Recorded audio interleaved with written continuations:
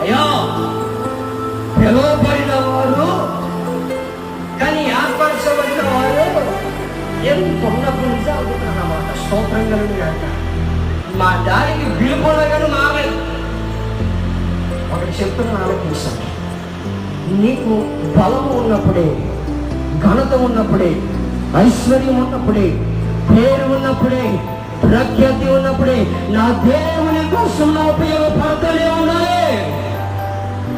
బలము క్షీణించిపోయిన తర్వాత, కాళ్ళు చేతులు వంకరైపోయిన తర్వాత, నడుము పడిపోయిన తర్వాత, ఈసయ్యా తండ్రి నాయన ప్రభువా అప్పుడు బలవు స్తోత్రం కలుగుగా.